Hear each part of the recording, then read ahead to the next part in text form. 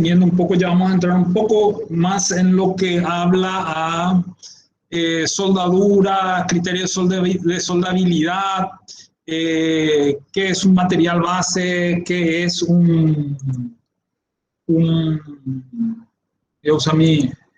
entiendan también, por favor, que estoy arrancando en esto, ¿sí? Hay cosas que todavía me van a costar. Una plataforma diferente y cuando tengo que tener control es más complicado, ¿sí? Bueno, vamos a entrar a definir qué es la soldabilidad. La soldabilidad, dice acá, es la capacidad que tienen los materiales de la misma o diferente naturaleza para ser unidos de manera permanente mediante el proceso de soldadura, sin presentar transformaciones estructurales perjudiciales, tensiones o deformaciones que puedan ocasionar alabeos. Bueno, después tenemos que la American Welding Society define a la soldabilidad como la capacidad de un material para ser soldado bajo condiciones de fabricación impuestas dentro de una estructura específica y convenientemente diseñada y para tener un rendimiento satisfactorio en el servicio que se pretende. Vamos a ir a este primer párrafo donde hablamos de varios puntos que yo quiero resaltar acá. Es la capacidad que tienen los materiales. Fíjense cómo ya habla, ya internaliza en lo que nosotros queremos definir como qué es lo que podemos soldar y qué es lo que no podemos soldar. Un material puede ser una madera, puede ser una barra de acero, puede ser una barra de acero inoxidable, puede ser una barra de aluminio, puede ser una barra de plástico. O sea, es un material. Todos estos son materiales, madera, aluminio, plástico. Y la soldabilidad es la capacidad que tienen los materiales de la misma o diferentes naturalezas para ser unidos de manera permanente. ¿Por qué dice de diferentes naturalezas? Porque eventualmente vamos a encontrar materiales de diferentes naturalezas que pueden ser unidos, ¿verdad?, bajo un proceso de soldadura, sin presentar transformaciones. Antiguamente no existía el proceso de soldadura por fusión, sino que los materiales se soldaban o quedaban unidos entre sí por medio, por ejemplo, de remaches. Ustedes pueden imaginar algún tipo ¿cómo les voy a decir? Pueden imaginar algún tipo de pieza unida, metálica principalmente en el pasado, y verán que no se soldaban, se ponían remaches para unir dos piezas entre sí. Tenemos los cascos de los barcos, cascos de los aviones. En la antigüedad se remachaba todo. Pero ¿qué era lo que esto generaba? Y qué es lo que venimos hablando, ya hablé vez pasada, del tiempo y costo que hoy para nosotros es fundamental para ser competitivos. Entonces, ¿qué es lo que esto generaba en el proceso de la materia que está o del material que estábamos generando? Puentes se generaban a través de remaches, ¿verdad? El casco del Titanic estaba todo remachado, no se usaba soldadura cuando eso. En la antigüedad no se usaba soldadura, la soldadura se empezó a usar desde el siglo XX. Entonces, nosotros ahí incorporábamos mucho peso a un material o a una estructura que nosotros queríamos unir con otra. Demorábamos mucho tiempo para poder entregar la pieza que se nos requería, desde un puente metálico, la Torre Eiffel está toda remachada y abulonada. Entonces son diferentes tipos de uniones que se dan para, ya le dije, bulones, remaches y posteriormente la soldadura. Con la soldadura, ¿qué es lo que se consigue? Con la soldadura se consigue que los procesos que demoraban varios varias semanas, meses, inclusive años para culminarlo, se aceleren más, además de quitarle peso a una estructura o a un material que nosotros queríamos tener. Le quitábamos peso porque antiguamente los remaches también se hacían de acero aleado, entonces era una aleación de hierro, carbono, lo que se utilizaba en el remache, y eso yo incorporaba a la estructura final, entonces yo estaba adicionando peso. Y además del tiempo que demoraba, del costo que insumía eso, porque tenía muchas personas remachando. Si habrán visto algún tipo de película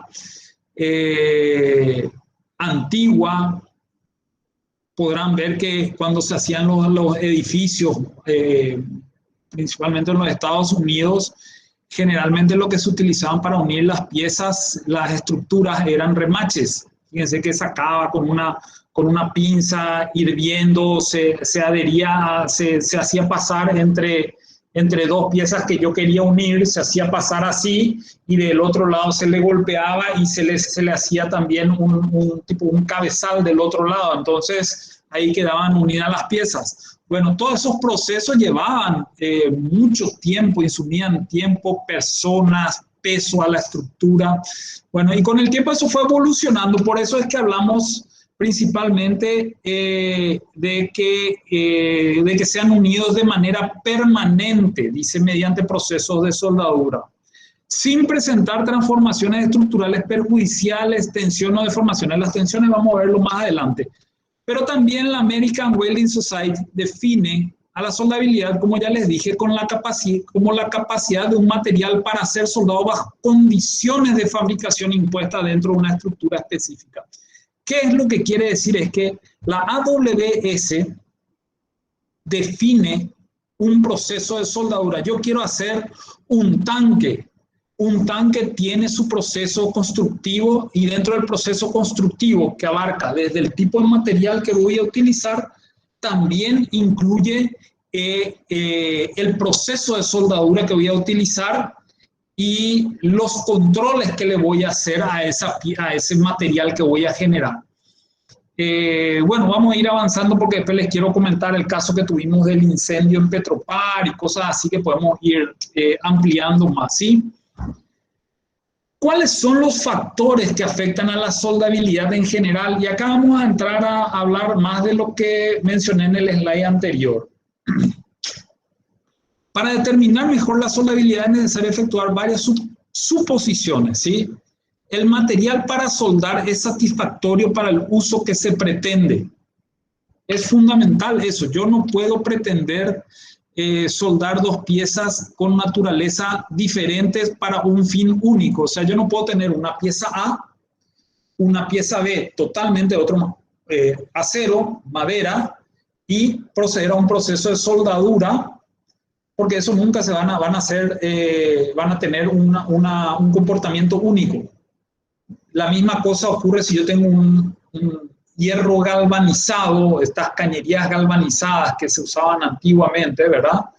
Y un hierro negro, un hierro con aleación de acero, esos materiales tampoco van a soldarse. Yo les cuento por experiencia, porque una vez quise soldar y me llevó mucho tiempo y no lo pude hacer. O sea, llegué a soldar el cuerpo, se unieron, se fusionaron, pero finalmente no resistieron a la prueba de presión. Era un ensayo que nosotros estábamos haciendo. Y en el segundo punto tenemos el diseño de las soldaduras es adecuado para el uso que se pretende. Esto es muy importante y vamos a verlo en la medida que avancemos en nuestras clases, porque el diseño es fundamental para poder definir qué tipo de material de unión voy a usar, o un electrodo, o qué proceso voy a usar. Si no sé, quiero soldar una barcaza. Yo quiero soldar una barcaza y esa barcaza está en el agua. Tengo que utilizar un tipo de material, no puedo utilizar cualquier material para unir o para soldar, para realizar esa unión o esa reparación. Quiero soldar un puente en la parte inferior debajo del puente y el puente ya está colocado, ya está en su lugar, tengo que utilizar un material que aguante una soldadura sobre cabeza. O sea, son condiciones del diseño de la soldadura que me tiene que sacar, que yo lo tengo que definir puntualmente en el proyecto. Ahí ya se define eso. Vamos a suponer que ustedes no tengan un proyecto de montaje de una pieza que necesite soldadura. ¿Por qué? Porque, qué sé yo, voy a hacer una silla, voy a soldar una silla, voy a soldar una abertura tipo balancín. Eso no voy a tener un proceso, ¿verdad? Entonces yo sí tengo que saber primero el material para soldar, si es satisfactorio, que sean caños de la misma, o sea, que sean materiales de la misma especificación o de las mismas propiedades. Y en segundo lugar, el diseño, que lo tengo que ver es si voy a soldarlo de una forma u otra. No quiero usar términos ya que me voy a estar adelantando, pero por ejemplo a tope, biselado o cosas así. Lastimosamente no tengo una pizarra para explicar un poco más esto, pero es básicamente eso. Déjenme un poco ver si puedo hacer algo acá. Vamos a ver un poco, vamos a ver si me sale acá. Acá parece de criatura ahora, pero bueno, esto por ejemplo, si yo quiero soldar dos piezas a tope, serían así, ¿verdad? Y acá yo le cargo la soldadura. Vamos a ver, acá yo le cargo la soldadura y finalmente todo esto pasa a ser un solo material. Esta parte que está acá se funde, todo esto se funde, todo esto se funde y finalmente yo tengo un solo material acá. Esto quedaría como la pieza soldada. Esto es una unión a tope. Fíjense que son dos piezas de caras planas que se encuentran. Este es el material A y este sería el material B. Perdonen, pero estoy tratando de hacer lo mejor posible. Luego tenemos, por ejemplo, otra del diseño. Yo quiero soldar una pieza donde la condición me dice que yo tenga que tener un bisel. Vamos a ver un poco. Voy a retroceder uno.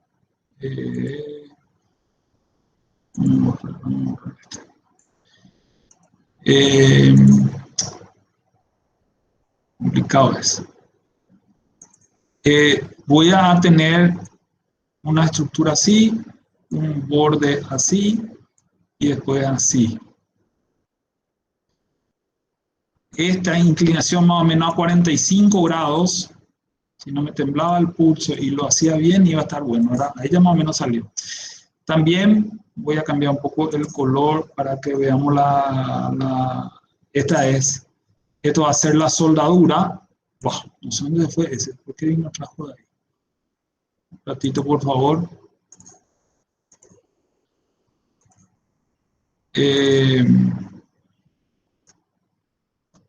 La soldadura nuevamente, perdón, vamos a ver si podemos hacerle, no me permite un control Z.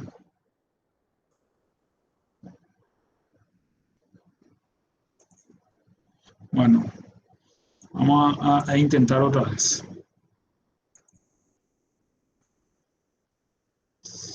Vamos a intentar acá. Fíjense, le hago a 45 grados, supónganse que eso sea 45 grados. Esto sería una unión que yo voy a tener. Este es el diseño de la junta que yo quiero soldar. Y ya no voy a estar cambiando color acá, nomás les muestro. ¿Sí? Esto, no sé por qué me tira hacia allá. Pero bueno, esto es finalmente lo que yo voy esto es lo que le doy como soldadura. Y toda esta parte que ustedes están viendo acá, se fusiona con este material de aporte que yo le di. Entonces, así es como ese es un tipo de diseño también de soldadura, ¿sí? Permítanme un poco, no sé por qué. Ahí está.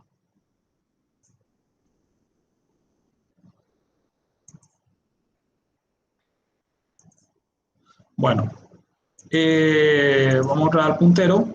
Después tenemos, una vez verificado los supuestos arriba mencionados, entonces podemos trabajar sobre factores que afectan a la soldabilidad. El material base, considerando los intervalos de cristalización, las fases presentes, los cambios, las transformaciones durante el calentamiento y los cambios en las propiedades físicas. Cuando nosotros referimos a material base, yo me refiero a esto. Nuevamente, supongamos que esto es un material A y esto sería un material B, ¿sí? Dos chapas que se encuentran y yo quiero soldarlo acá. ¿Qué es lo que ocurre? Yo voy a empezar a depositar soldadura. Cuando dice considerando intervalo de cristalización, fíjense que el lugar donde él recibe temperatura es esta parte que estamos marcando acá, que finalmente esto se vuelve todo líquido y se fusiona con la soldadura. Entonces, toda esta parte tiene, vamos a decirlo, vamos a hacerle una analogía, cobra vida. Esto cobra vida y las estructuras cristalinas de la que habla y la cristalización empiezan a sentir la presencia de la temperatura y tratan de alejarse de la zona de calor. Tratan de alejarse de la zona de calor, ¿verdad? Para poder mantener su propiedad inicial. Es un proceso, por eso le dije, haciendo una analogía, como que cobra vida. Y esas transformaciones que se producen también modifican. Acá pude yo haber tenido estructuras cristalinas de esta forma, ¿sí? Pero luego, con el aporte de calor, estas que eran todas uniformes, fíjense cómo trato de hacer, aunque ustedes no lo crean, lo más uniforme posible, ¿sí? Pero cuando yo le agrego temperatura a esta pared, ¿sí? Le agrego temperatura, esta parte que está modificándose ya empiezan a tener estructuras que van a ser un poco más grandes, un poquitito más chicas, ya tienen, otras son puntitos, porque al afectarle el calor no siempre se transmite de forma uniforme por toda la pieza. Nuevamente, la pieza A y la pieza B. Parece mi hijo cuando era chico, cuando estoy haciendo el dibujo, pero bueno, ya me sabrán entender. Yo tengo un... Aguántenme un cacho, por favor. Creo que vamos a ver si podemos solucionar esto. A ver si... Tengo un lápiz acá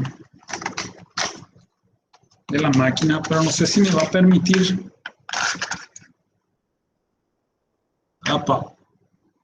Opa, ahí. Bueno, entonces, pero ahí me tengo que acercar. Yo tengo un lápiz acá, pero bueno, parece que iba a complicar más la existencia. Vamos a dejarlo más así todavía. Avancemos. Después tenemos tecnología de la soldadura. ¿Cuáles son los procesos y procedimientos utilizados, así como el material de aporte? El material de aporte, cuando hablamos acá de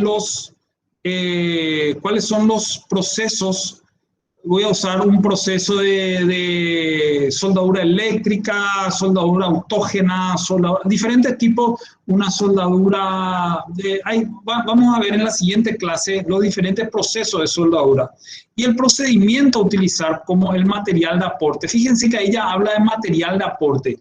El material de aporte, voy a tratar acá de dibujar, permítanme, yo tengo acá, el material de aporte sería la pinta, el electrodo, justo ese no me escribe. Bueno, voy a salir un poco de este.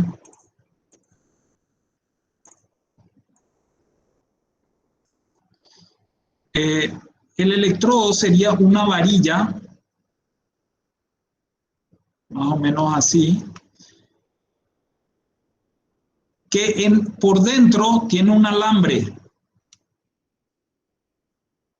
y que tiene esto que estamos viendo acá, es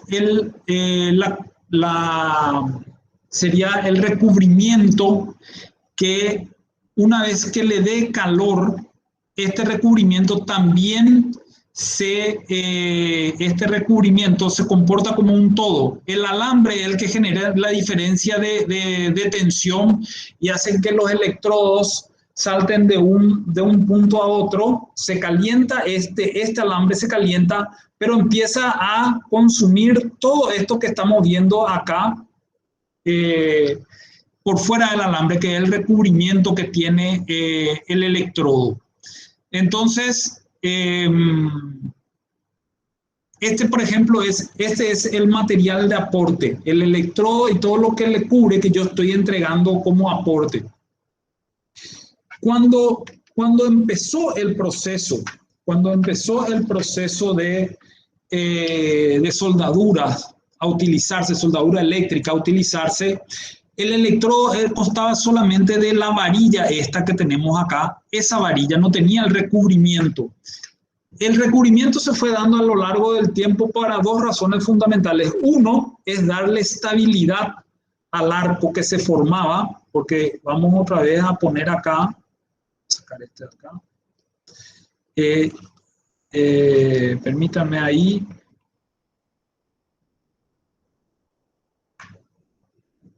Bueno, cuando este punto siente que acá tengo un material A o B, como quieran llamarle, acá tengo un material B, los dos de las mismas condiciones, genera una diferencia de, acá tenemos una polaridad A y una polaridad positiva, otra negativa, y empiezan a saltar y se van formando un arco eléctrico que va teniendo una cobertura de esta forma más o menos.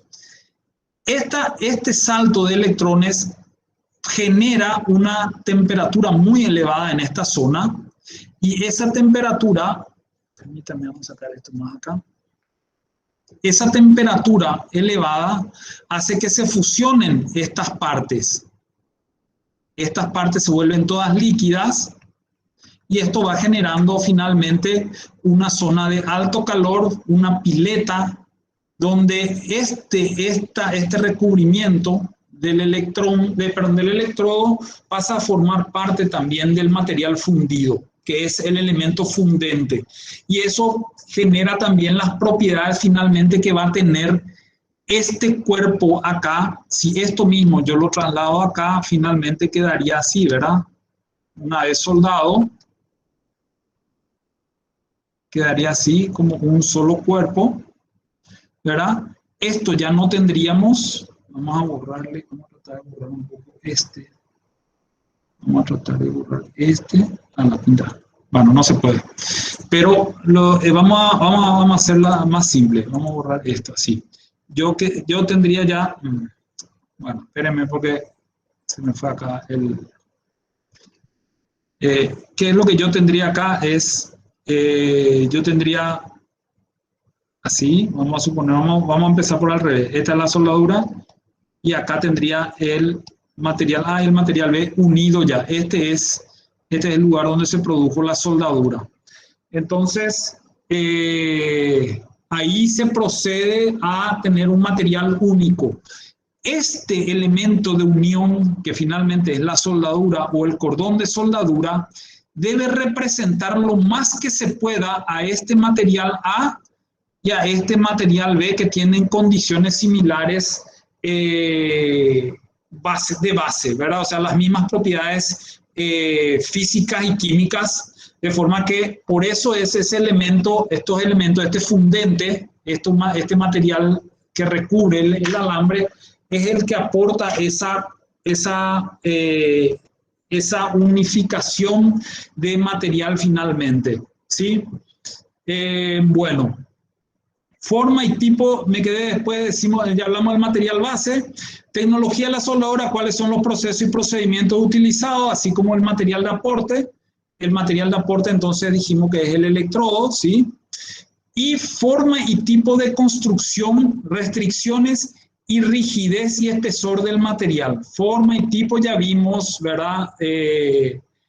Restricciones y rigidez, que habla del espesor del material. Finalmente esto es restricciones porque puede que yo tenga un material y que en el proyecto me establezca, o sea, no es que puede, solo si yo no tengo un proyecto, estoy trabajando, como le dije, en un material que no va a tener una exigencia estructural, puedo no tener cálculos y asociaciones de proyecto, ¿verdad? Pero generalmente si va a tener una participación o una, ¿cómo le diría? O una importancia estructural en la pieza que yo voy a tener, sí tiene que haber un proyecto, un cálculo que determine que ese material es el adecuado y que lo que yo voy a hacer está comprobado matemáticamente que va a aguantar.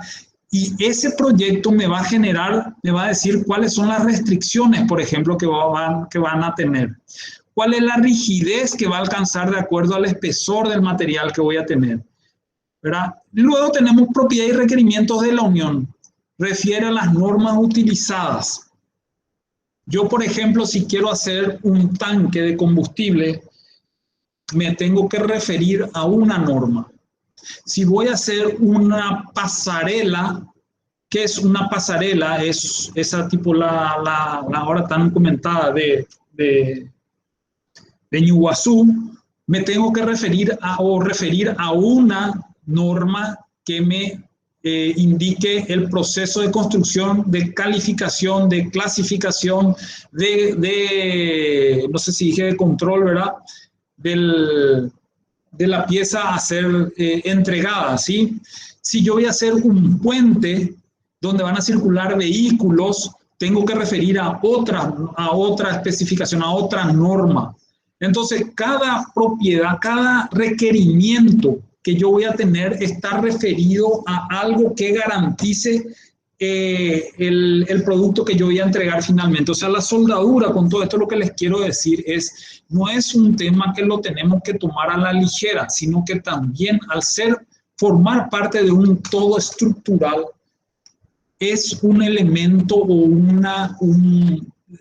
tiene una importancia tan grande que muchas veces nosotros, al no tener aún la experiencia de vida, no la consideramos de relevancia. Pero hoy yo les quiero contar, o sea, hoy ya tenemos ingenieros que hicieron maestrías, hicieron posgrados, se especializaron en soldaduras, tenemos profesionales soldadores especializados desde construcción de turbinas para represas hidroeléctricas, como también en submarinos,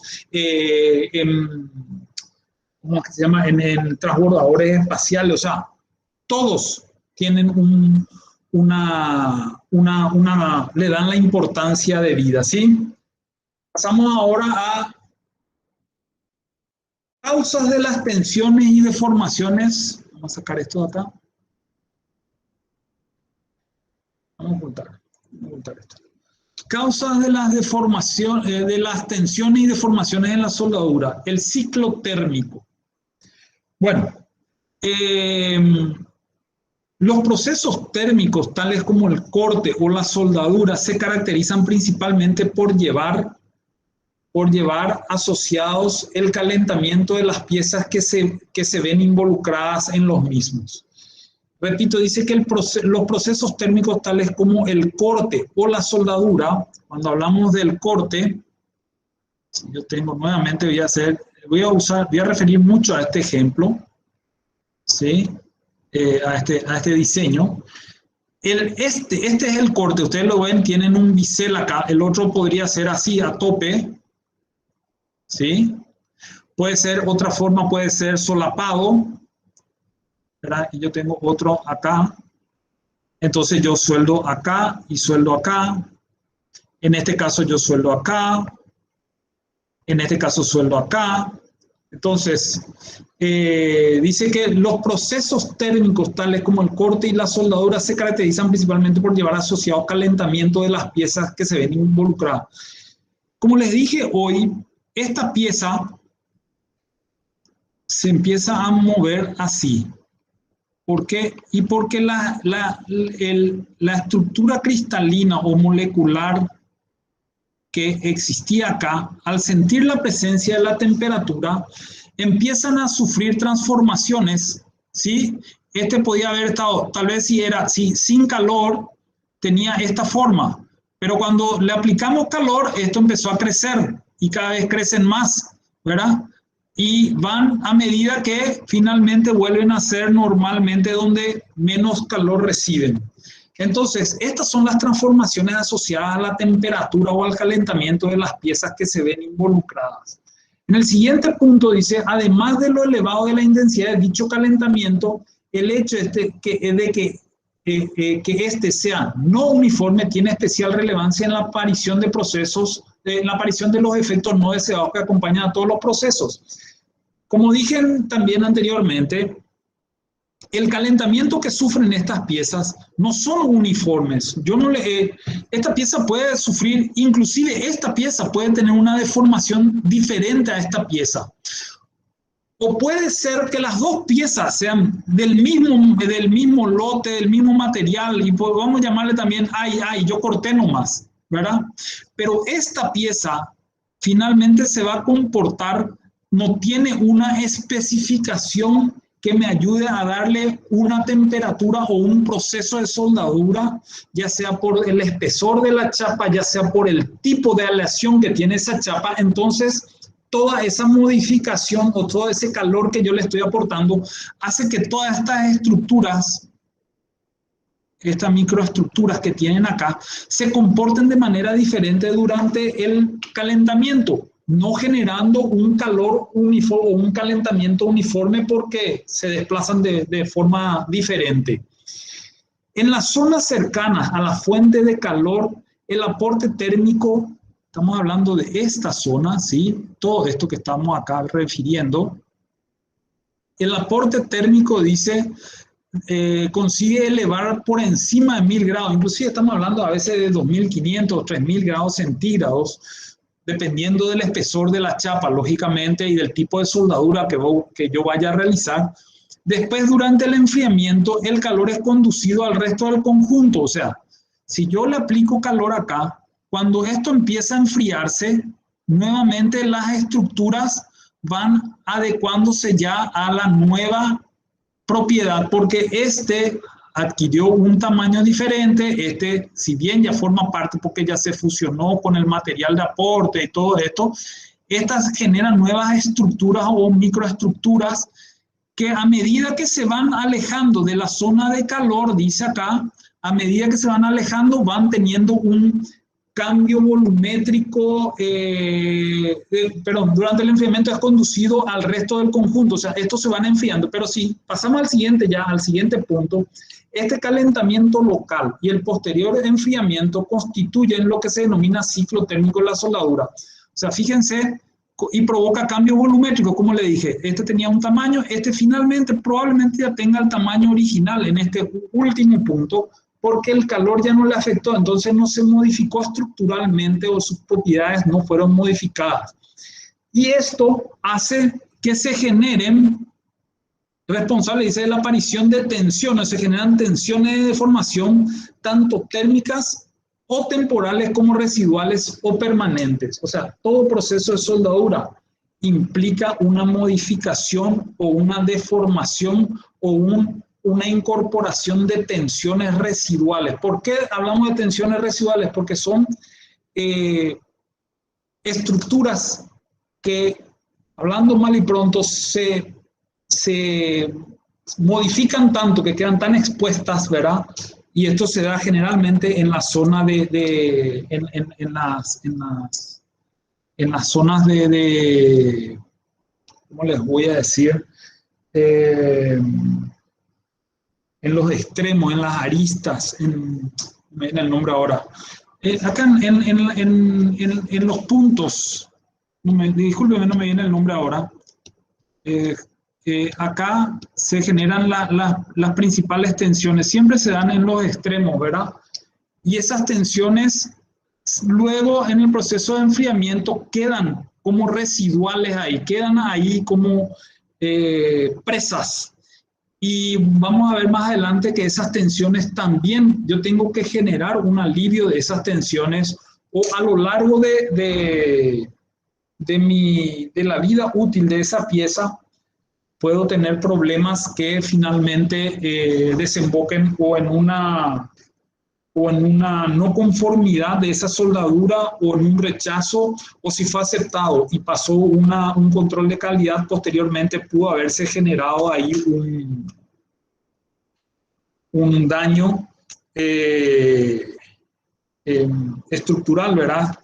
Y en referencia a eso les comento que hace casi ya 30 años aproximadamente, 2000, pero en el 94, si mal no recuerdo, sí, hace 18 años, 17 años, se había ahí en la plaza, que es la Plaza de la Democracia, que queda ahí en el Hotel Guaraní, Banco Nacional de Fomento, había una pasarela.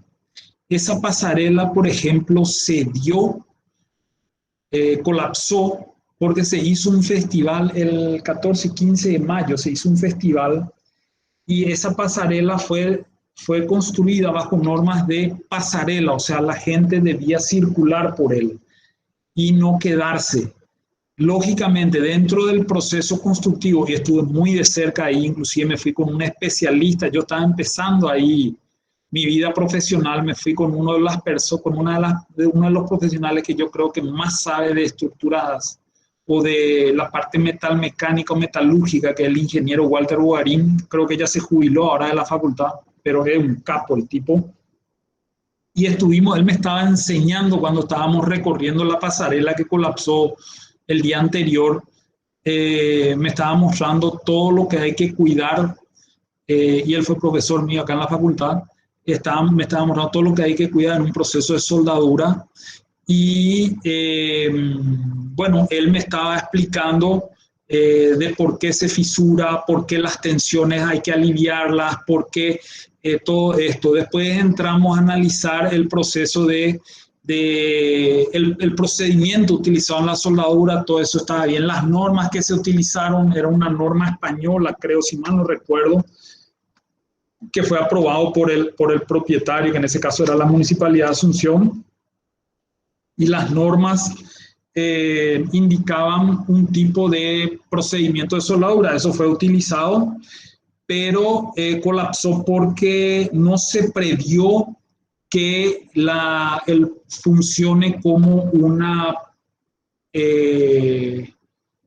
gradería o como una platea, eso, y había gente que estuvo saltando en el lugar y finalmente colapsó. Ustedes me dirán, pero no tiene que colapsar si es metálico, y puede ser que sí, puede ser que no, dependiendo, creo que había partes de madera también, entonces la estructura no podía ser ni muy rígida ni muy dura porque había elementos que debilitaban de sobremanera la estructura, y cuando se hizo el festival ahí no se consideró eso, la gente estuvo encima de la pasarela y finalmente esta pasarela colapsó. Entonces fue todo un tema, pero les digo, nomás aparecieron ahí condiciones o factores que afectaron a la soldadura. Profe, Tenemos, ¿alguien me habló? sí, profe, ¿me escuchas? Sí. Pregunta, ¿hubo sanción para alguien así de forma legal? Eh, La empresa, esta tuvo que cerrar después, ¿sí? La empresa que construyó.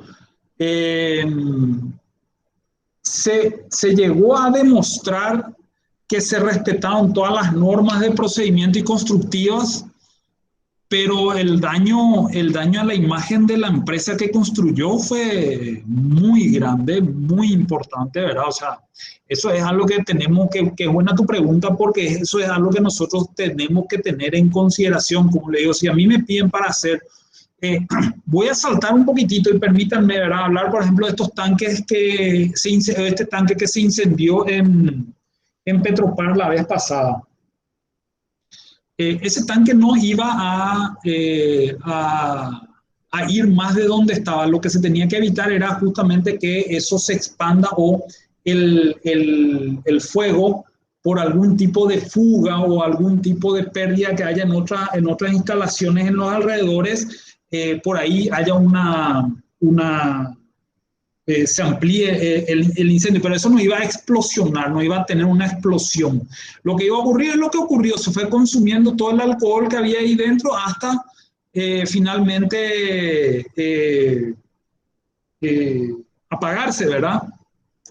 No colapsó y eso habla de la buena construcción del tanque. Porque si el tanque no era de las paredes adecuadas, del material adecuado, probablemente ese tanque colapsaba. ¿Qué quiere decir eso? Que el calor generado, porque el calor ahí, ustedes si habrán visto alguna imagen, siempre veían que la parte de arriba donde estaba el fuego era la parte negra y había una parte de abajo que era blanca todavía, porque ese tenía todavía el líquido, tenía el alcohol, o sea, el calor no llegaba hasta abajo. Y lo que había que evitar era justamente que finalmente la parte de arriba colapse y eso arrastre toda la estructura, que fue lo que, gracias a Dios, no ocurrió.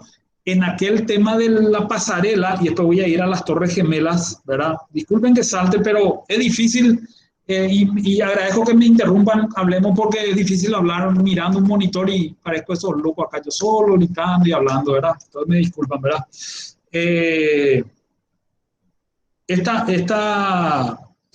La pasarela esta que colapsó, respetó, como le digo, las normas.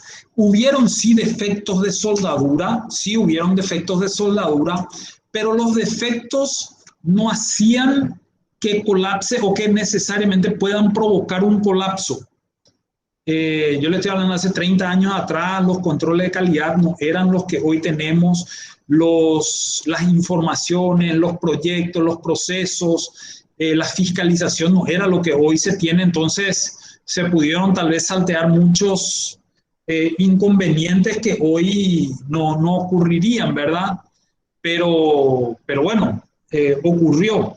Ustedes vieron que cuando colapsan las Torres Gemelas, ¿cuál fue el problema principal? Que cuando le impacta el avión, bueno, tal vez ustedes, ya muchos ya deben saber, ¿verdad? Que las Torres Gemelas, todo eso, ¿verdad? Entonces, bueno, cuando impacta el avión, llega al núcleo de la estructura de las torres y principalmente una de las torres, la otra se supone que colapsó ya porque las vibraciones hicieron que colapse también, ¿verdad? Pero el calor que se produce en el núcleo hace que se derritan y no soporte todo el peso del edificio, vamos a decir. Entonces, eso viene, fíjense que eso empieza a caerse por dentro y después va como nosotros vemos lo que va ocurriendo de afuera, pero el colapso se da internamente donde se tenía la estructura principal y que se cree que el impacto más el combustible que tenía el avión, la temperatura que se tuvo que haber llegado, fueron de varios miles de grados centígrados ahí en el centro, ¿verdad? Porque fue un impacto, el combustible de aviación es altamente inflamable, entonces el efecto de calor que se generó ahí fue muy importante y eso hizo colapsar la estructura. Pero, como te dije, la pregunta era importante porque demuestra que tenemos que tener un grado de conocimiento básico y cuando hacemos una obra o una estructura o estamos participando, ya sea de repente ustedes podrán estar en el inicio como residentes en una obra, la soldadura tiene sus vueltas, no es algo... yo vez pasada conocí, no me tocó ya, ¿verdad? Pero sí supe porque me llamaron para hacerme algunas consultas hace unos cuantos años, hace unos 4 años atrás más o menos. Se estaba haciendo un tanque de combustible para una empresa y se estaba terminando el tanque y la fiscalización obvió un procedimiento y en el momento de hacer el ensayo de prueba estática de carga, el tanque colapsó. Fue un tema muy hablado a nivel a nivel profesional, local, tanto entre los emblemas, porque significó un aprendizaje de que cómo debemos cuidar el proceso constructivo, como así también habló de la calidad de la empresa que estaba haciendo el trabajo. Eso les puedo asegurar que significó que esta empresa también se retire del país. Esta era, si mal no recuerdo, era una empresa argentina y se tuvo que retirar, o por lo menos no está haciendo más tanques, ¿verdad? Pero son cosas que ocurren en este campo. Y nuevamente, considérese, dice, el sólido o material base compuesto de pequeños elementos cúbicos. Estoy ahí más o menos explicando cómo está compuesto la estructura molecular del material base. Recuerden que el material base siempre era nuestro material A y puede ser el material, los dos, podemos llamarle material A o material B o material A los dos. Acá lo que estamos hablando es de esto, el material, considérese el material base, considérese el sólido material base compuesto de pequeños elementos cúbicos iguales, estamos hablando de esto, ¿verdad? De forma que pueda ser estudiado el comportamiento aislado de cada uno de estos elementos. Entonces dice, si el material base es calentado, cada elemento, acá vuelvo a repetir o acá aclaro más lo que ya venía hablando. Dice que si el material base es calentado, cada elemento se deformará sufriendo expansión uniforme en todas las direcciones, que era lo que le decía. Al sentir el calor, él empieza a disparar para cualquier lado. Si el calentamiento es uniforme en todo el sólido, todos los elementos alcanzarán la misma deformación, siendo posible la generación del material base deformado, uniendo los elementos individuales sin que esto provoque aparición de tensiones, ¿sí? Este es el mundo ideal. Sin embargo, si el calentamiento es no uniforme, cada elemento, estamos hablando de no uniforme, cada elemento tenderá a deformarse de manera proporcional al incremento de temperatura que éste sufra. ¿Qué es lo que está diciendo? Dice que cada elemento, cada cubo que tenemos, que forma parte de la estructura molecular, es un elemento individual dentro de este cuerpo. Entonces, cada uno de estos se deforma o recibe el incremento de temperatura de acuerdo a cómo él sienta en ese momento. Así, si los elementos pudieran deformarse libremente, no alcanzarían todas las mismas dimensiones, siendo imposible la restauración del material base uniendo los cubos individuales. O sea, una vez que voy a continuar acá para poder darle el cierre a esto. La continuidad se traduce entonces en que cada elemento restringe la libre deformación de su elemento vecino, lo que provoca la aparición de tensiones. ¿Se entiende, verdad? O sea, acá dice que este cubo, si yo pongo otro cubo al lado, si yo me salí de la pantalla y ya no quería más escribir, yo pongo otro cubo, este cubo está restringido por este cubo, como así también este cubo restringe a este cubo. Entonces dice que no todos se pueden deformar libremente y no alcanzarán todas las mismas dimensiones. Si yo estoy más en este punto acá, estoy más alejado de la zona de calor. Probablemente al recibir mayor calor pudo expandirse más, pero este ya no se va a expandir tanto y el que viene y choca contra este cada vez menos hasta que haya una zona donde sí recibe mucho calor y eso le permite deformarse más libremente o con mayor amplitud, ¿verdad? Fíjense que dice, siendo imposible la restauración del material base uniendo los cubos individuales, o sea, ya no vuelve, lo que quiere decir acá es, ya no vuelve a ser el mismo material. Todo material que sufrió una variación de temperatura ya no vuelve a ser el mismo material. Estamos hablando de una variación importante, ¿sí? Una variación que pudo haber generado una modificación de su estructura molecular. A eso llamamos de variación importante. La continuidad se traduce entonces en que cada elemento restringe la libre deformación de los elementos vecinos, que era lo que decía. Estas tensiones son las deformaciones, las denominadas tensiones térmicas. Y vamos a ver ahora la caracterización del ciclo térmico. El ciclo térmico es la variación temporal del campo de temperaturas que sufre el material base como consecuencia del aporte térmico de la fuente de calor. El ciclo térmico viene definido por la combinación de las características del proceso de aporte de calor que lo provoca y las del material base sobre el que éste actúa. Y ahí entramos.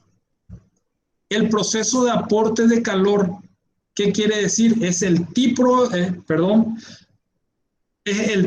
proceso utilizado en la unión y los parámetros de soldeo que definen la misma.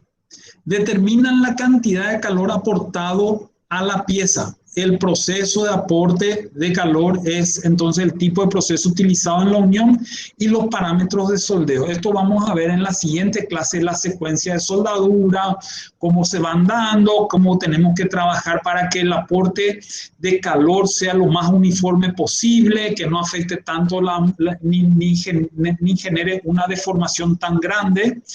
Y después también tenemos el material base.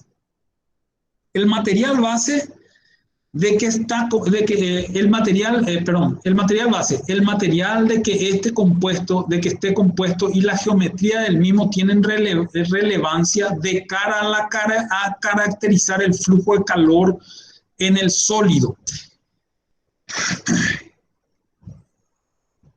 Si vamos otra vez al tanque que se incendió, ¿verdad? Fíjense que ese tanque, al ser construido, ya sufrió una deformación en su estructura molecular porque fue unido, ¿sí?, con otras chapas. Pero ese proceso constructivo tenía bien identificado, ¿qué cosa? El material base y el proceso de calor al que iba a ser inducido ese material finalmente. ¿Qué aseguró eso? Aseguró tanto la vida útil del tanque, de las soldaduras de ese tanque, y que ante fenómenos como el que se tuvo de un incendio, de acuerdo, porque eso sí está establecido en la norma, hasta qué grado de temperatura tienen que aguantar, qué tipo de material. Es muy diferente si yo voy a hacer un tanque para guardar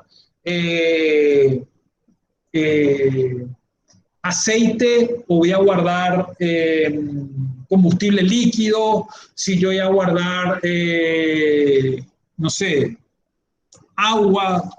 Un tanque de agua es muy diferente a un tanque de combustible, eso ya lo tienen que tener claro, ¿verdad? ¿Por qué? Porque un tanque de agua no se va a incendiar de adentro para afuera.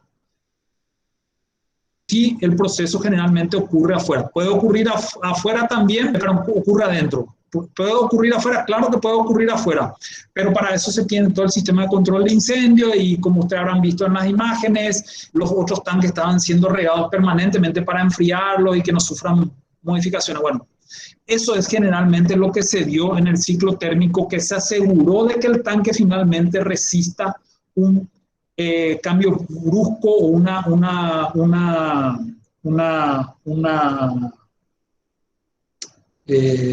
una incidencia de temperatura muy grande.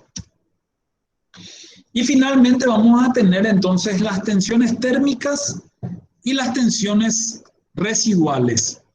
El calentamiento no uniforme inducido por la soldadura genera un complejo cambio de deformaciones que lleva asociada la aparición de tensiones que se denominan térmicas, tensiones térmicas, por ser este su origen.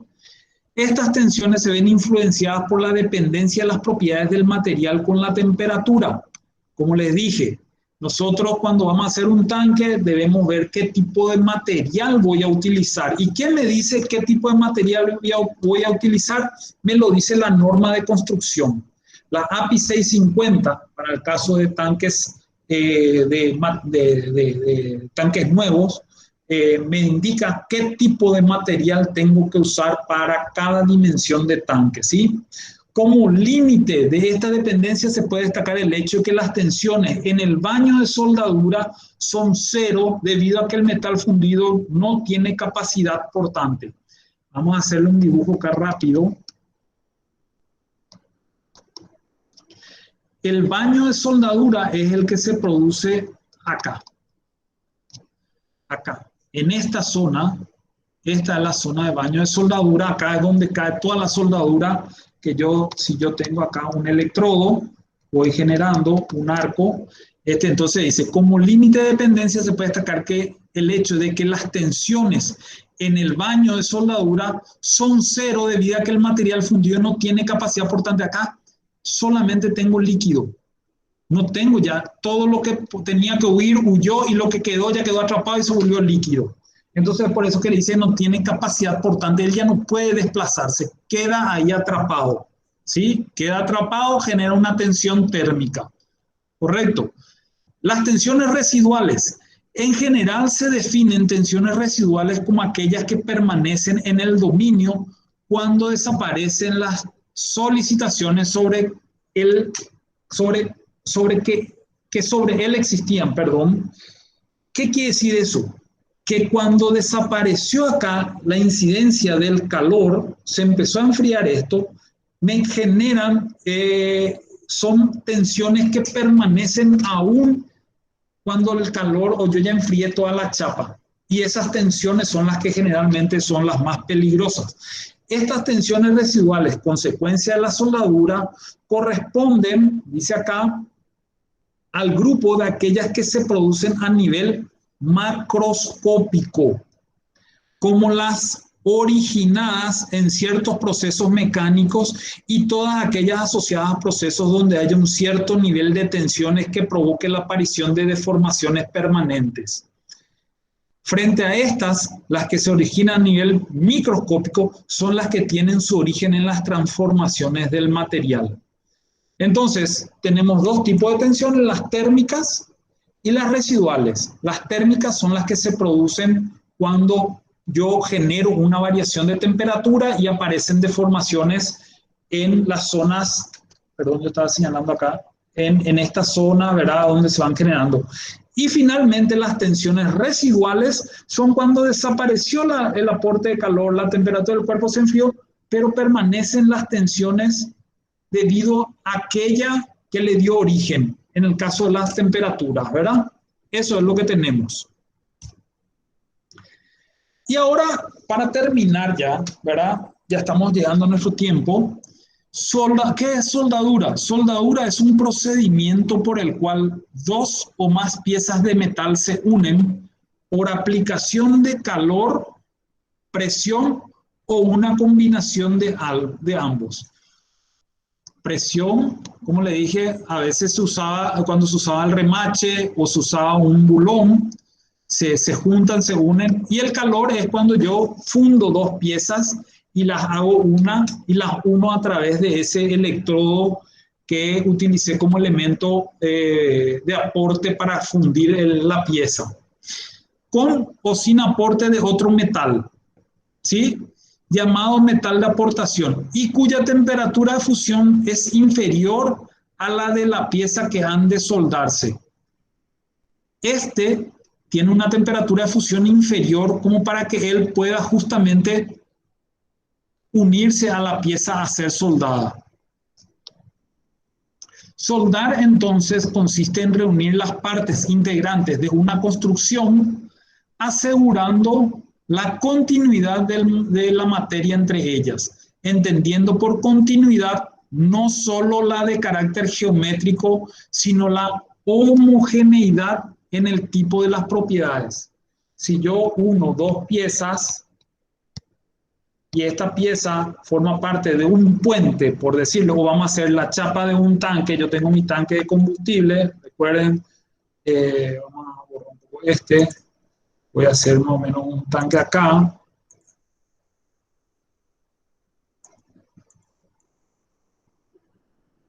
Vamos a hacer un tanque acá. Si yo voy a tener un tanque, permítanme hacer un tanque.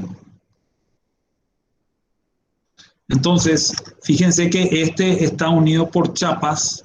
Perdón. Este está unido por chapas, así, así, acá, se unen chapas. Esta unión yo le hice con soldadura. Esta unión la hice con soldadura. Entonces, ¿verdad? Lo que yo quiero es asegurar que esta unión me dé la homogeneidad en el tipo de las propiedades. Y yo esa previamente la calculé, la proyecté y finalmente diseñé el proceso de soldadura que iba a utilizarse para asegurar eso. ¿De qué depende la soldabilidad de un acero? Depende del procedimiento de soldadura utilizado, así como del método de verificación de la continuidad del material, sus características mecánicas, químicas, etc. En general, un material será soldable si tras ser soldado presenta una buena tenacidad y su composición es tal que la zona fundida no sea frágil por dilución con el metal base. Depende del procedimiento de soldadura, así como del método de verificación de continuidad del material. ¿Recuerdan cuando les dije que yo quise unir un caño galvanizado con un caño de acero y que no pude? Si uno miraba desde afuera, yo aseguraba la continuidad del material, ¿sí?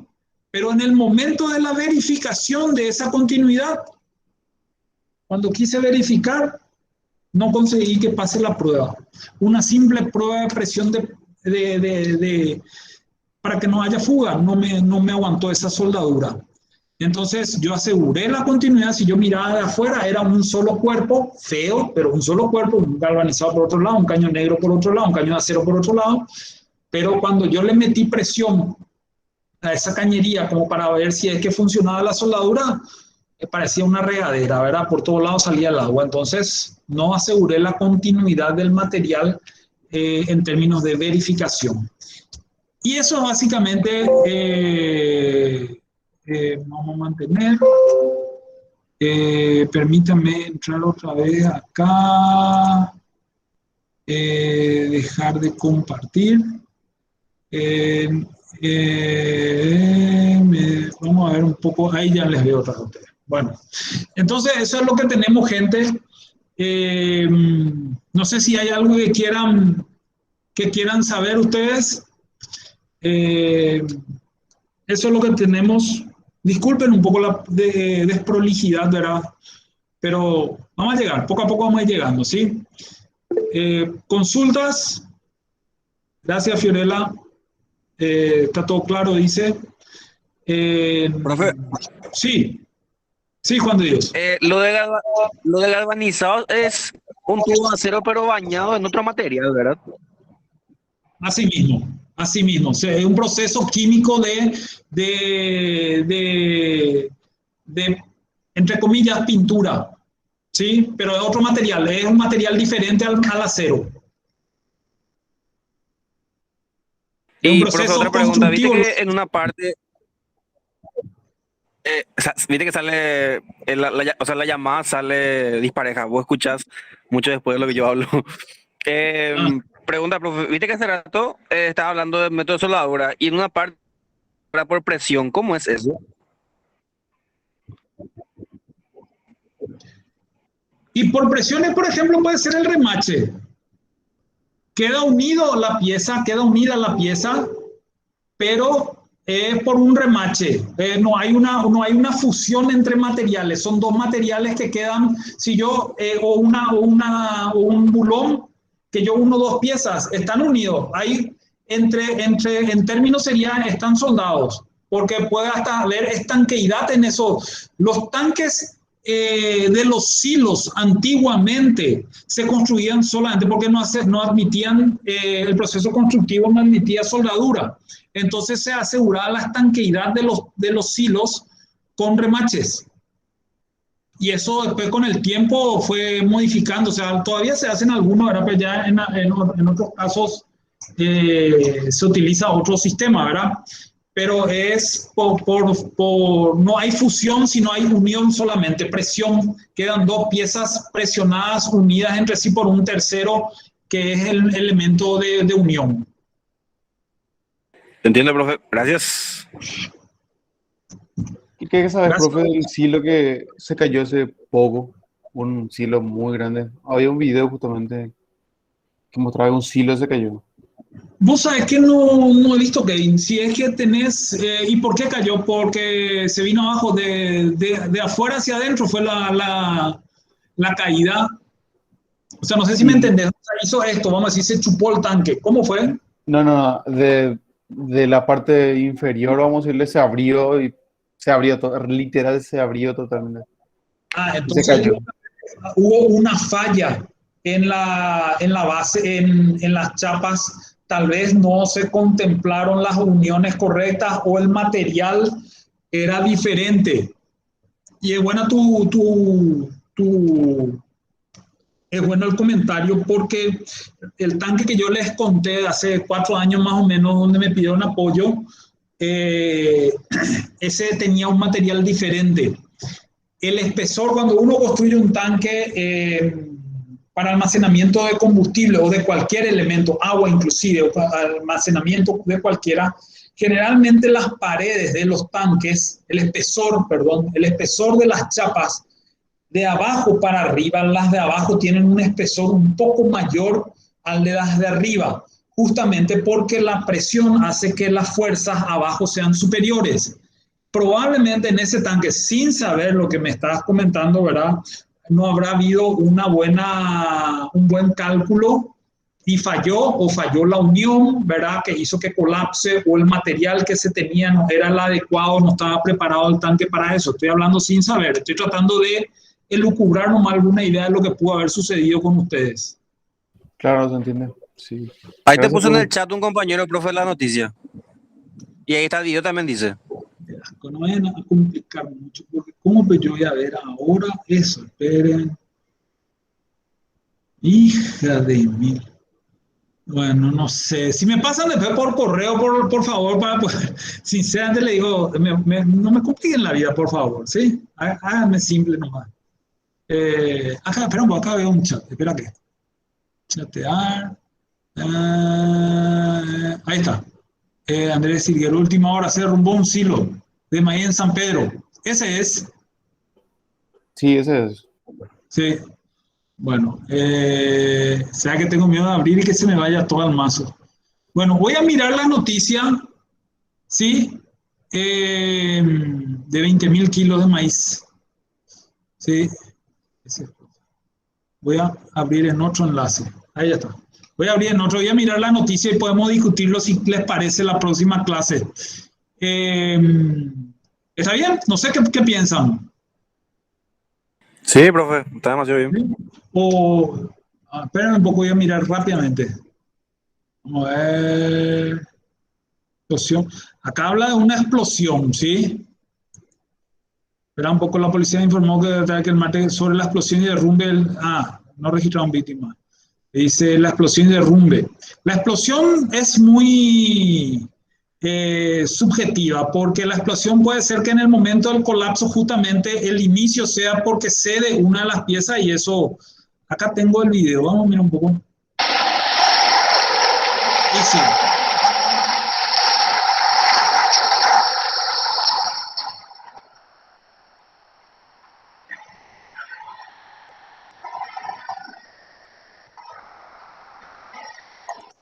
Bueno, qué buen video. En realidad, fíjense cómo lo que en realidad parece, no se ve desde el lado de la filmación, pero me da la sensación que el colapso ocurre del lado opuesto, diametralmente opuesto a donde estaba la filmación. Mirando así rápidamente el video, ¿verdad? Pudo haber colapsado del otro lado y una vez que colapse, la carga, el peso que tiene de adentro, hace que eso se mueva. Es muy difícil determinar así por un video solamente porque el material que tenía guardado, el maíz parece que dice, ¿verdad? Sí, maíz. El material de adentro corre para cualquier lado. Donde encuentra salida y donde encuentra la parte más débil va a tratar de avanzar. Igual que el agua, igual que cualquier otro material. Pero interesante. Interesante para verlo, ¿verdad? Fíjense, hay que ver un poco qué tipo de cuántos años hace que tenían ese silo.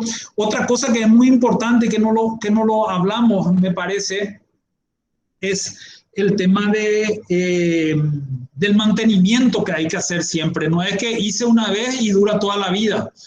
Todo lo que nosotros construyamos, siempre tenemos que darle una vida útil, así sea de 1 o 100 años también, pero tenemos que darle una vida útil y un mantenimiento porque nada es eterno, ¿sí? Entonces, eso también, sepan que lo que ustedes están construyendo tiene un periodo, una validez y tienen que resguardarse ustedes, tanto en la especificación del uso de lo que están construyendo.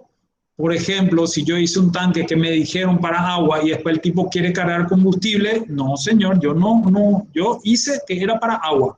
Después yo voy a decir, yo hago para agua de acuerdo a estas normas, regirse para las normas para el mantenimiento periódico de dicho tanque de almacenamiento de agua. Ahora, si hago para combustible, regirse va por las normas tales para el mantenimiento del tanque, preventivo, correctivo, de lo que sea. Tengan siempre en consideración eso, porque no crean que lo que ustedes están haciendo es ineterno, ¿sí? Tiene una vida útil. ¿Alguna otra consulta que quieran? Bueno, señores, quedamos por acá. No sé, ¿alguien quiere hablar? No, yo no tengo problema. Me dicen ustedes. Todo claro para mí, profesor. Ok. Bueno, quedamos así y nos vemos, si Dios quiere, el próximo lunes. ¿Les parece? Sí, profe, gracias. Cuídense mucho. Dale, profe, gracias. Gracias a ustedes también, por Sí, favor. profe. Gracias a todos. Hasta luego.